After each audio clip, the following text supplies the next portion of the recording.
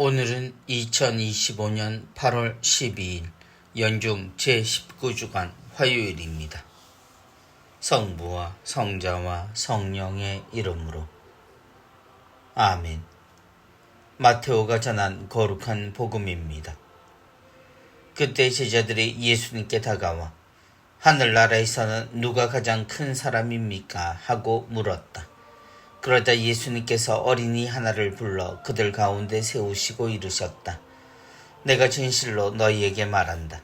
너희가 회개하여 어린이처럼 되지 않으면 결코 하늘나라에 들어가지 못한다. 그러므로 누구든지 이 어린이처럼 자신을 낮추는 이가 하늘나라에서 가장 큰 사람이다. 또 누구든지 이런 어린이 하나를 내 이름으로 받아들이면 나를 받아들이는 것이다. 너희는 이 작은 이들 가운데 하나라도 업신여기지 않도록 주의하여라. 내가 너희에게 말한다. 하늘에서 그들의 천사들이 하늘에 계신 내 아버지의 얼굴을 늘 보고 있다. 너희는 어떻게 생각하느냐? 어떤 사람에게 양 100마리가 있는데 그 가운데 한 마리가 길을 잃으면 99마리를 산에 남겨둔 채 길 잃은 양을 찾아 나서지 않느냐? 그가 양을 찾게 되면 내가 진실로 너희에게 말하는데 길을 잃지 않은 99마리보다 그 한 마리를 두고 더 기뻐한다. 이와 같이 이 작은 이들 가운데 하나라도 잃어버리는 것은 하늘에 계신 너희 아버지의 뜻이 아니다. 주님의 말씀입니다. 그리스도님 찬미합니다.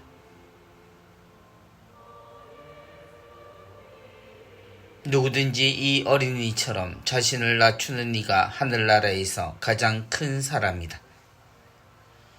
신부로 살면서 사람들에게 하느님과 하느님의 나라에 대해 이야기하는 것이 낯설고 어려운 일은 아닙니다. 그런데 이 주제가 사람들에게 전달되는데 애를 먹는 경우가 많고 처음부터 통하지 않는 벽에 대고 부딪히는 일이 반복됨을 느낄 때가 많습니다.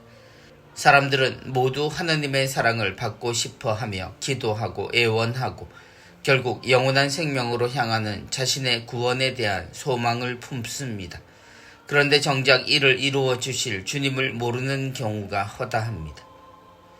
하늘나라에서는 누가 가장 큰 사람입니까?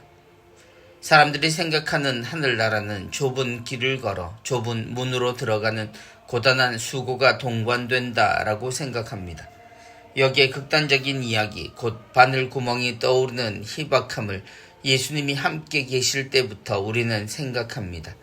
성경에 적혀 있다고 말하는 논리 속에 사람들은 그곳에서도 큰 사람과 작은 사람을 구분하려고 합니다. 지금 세상이 곧 하늘나라에서도 같으리라 생각하는 우리입니다. 어린이처럼. 이런 질문은 주님의 대답에도 불구하고 지금도 여전합니다.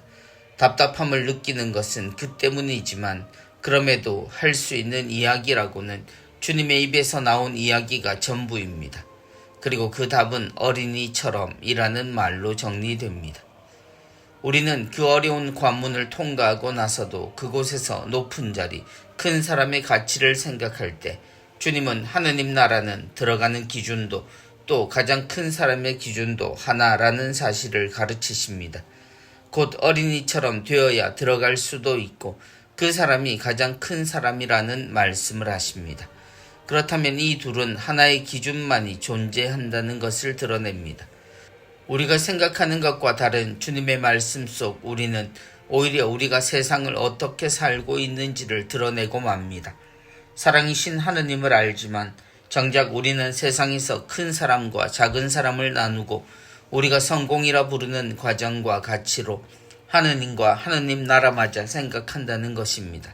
하지만 예수님의 분명한 가르침은 우리의 잘못된 시선과 삶의 경고로 전해집니다. 그러므로 생각을 거두고 진짜 기준을 새겨야 합니다. 너희는 이 작은 이들 가운데 하나라도 업신여기지 않도록 주의하여라. 성부와 성자와 성령의 이름으로 아멘.